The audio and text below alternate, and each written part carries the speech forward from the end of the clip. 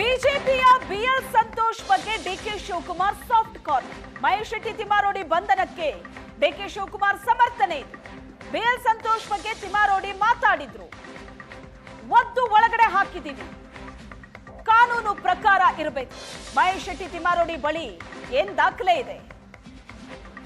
ನಮ್ಮ ವಿರೋಧಿಗಳ ಬಗ್ಗೆ ಮಾತಾಡ್ತಾರೆ ಅಂತ ನಾವು ಖುಷಿ ಪಡಲ್ಲ. ಮೊನ್ನೆ ಸಿಎಂ ಸಿದ್ದರಾಮಯ್ಯ ಬಗ್ಗೆಯೂ ಮಾತಾಡಿದ್ರು. ನಾಳೆ ನಮ್ಮ ಬಗ್ಗೆನೂ ತಿಮ್ಮಾರೋಡಿ ಮಾತಾಡ್ತಾರೆ.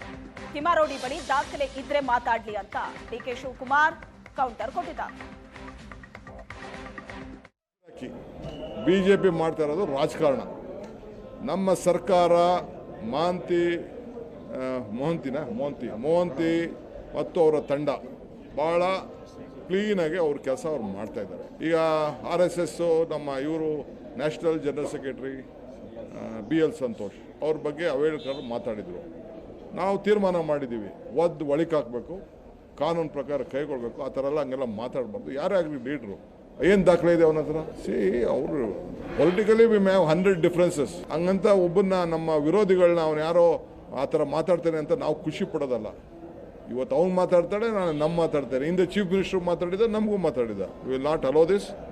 ನಾವು ಈ ದೇಶದಲ್ಲಿ, ಈ ರಾಜ್ಯದಲ್ಲಿ ಎಲ್ಲರಿಗೂ ಕೂಡ ಅವರವ್ರ ಸ್ವಾಭಿಮಾನಕ್ಕೆ ಧಕ್ಕೆ ಪಾಲಿಟಿಕ್ಸ್ ಮಾಡಲಿ, ಯಾರು ಬೇಕಾದ್ರೆ ಆರೋಪಗಳು ಮಾಡಲಿ, ತಪ್ಪೇನಿಲ್ಲ. ಬಟ್ ಆಧಾರ ಇಟ್ಕೊಂಡು ಆರೋಪ ಮಾಡಬೇಕು. ಟುಸ್ಗಿರಾಕಿ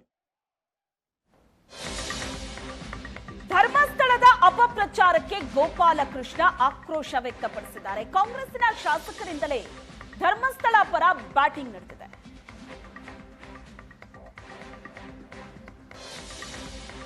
ಧರ್ಮಸ್ಥಳ ಕ್ಷೇತ್ರ ಇವತ್ತು ವೀರೇಂದ್ರ ಹೆಗ್ಡೆ ಸ್ಥಾಪನೆ ಮಾಡಿರುವ, ಅವರ ಕುಟುಂಬ ಸ್ಥಾಪನೆ ಮಾಡಿರುವಂಥ ಇವತ್ತು ಆ ಕ್ಷೇತ್ರ. ಹಾಗಾಗಿ ಇಲ್ಲಿ ಸುಮ್ಮನೆ ಈ ಬೇರೆ ಬೇರೆ ಇದರವರು ಬಂದು ತಮ್ಮ ಮಾತಿನ ಮೂಲಕ ಧರ್ಮಸ್ಥಳಕ್ಕೆ ಹಾನಿ ಮಾಡುವಂಥದ್ದನ್ನ ನಾನಂತೂ ಸಹಿಸೋಕ್ಕೆ ಸಾಧ್ಯನೇ ಇಲ್ಲ ಬಂಧುಗಳೇ.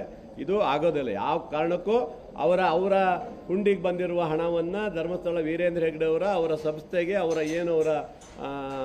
ಅವ್ರದ್ದು ದೇವಸ್ಥಾನ ಕಮಿಟಿ ಇದೆ, ಅದಕ್ಕೆ ಹೋಗಿರುತ್ತೆ.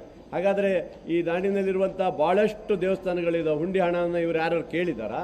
ಅವೆಲ್ಲ ಡ್ರಾಮಾ ಅವೆಲ್ಲ.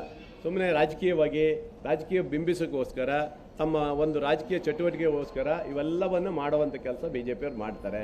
ಇದು ಬೇಕಿತ್ತಾ? ಇವೆಲ್ಲ ಯಾಕೆ ಮಾಡಬೇಕು? ಈಗ SIT ಸ್ವಾಗತ ಮಾಡಿದಿರಿ ಅಲ್ವಾ? ಎಲ್ಲವನ್ನೂ ಮಾಡಿ ಈಗ ವೀರೇಂದ್ರ ಹೆಗ್ಡೆಯವರೇ ಹೇಳ್ಯಾರ SITಯಿಂದ ಸ್ವಾಗತ ಮಾಡಿದ್ದೀವಿ ಅಂತ ಹೇಳಿದ ಮೇಲೆ ಇವ್ರದ್ದೇನು ಕಥೆ ಏನು? ಯಾರೋ ದುಷ್ಟಶಕ್ತಿಗಳು ಮಾಡಿದ್ನ ನಮ್ಮ ಸರ್ಕಾರ ಮೇಲೆ ಹಾಕಲಿಕ್ಕೆ ಇವ್ರ ಯೋಗ್ಯತೆನೇ ಇಲ್ಲ.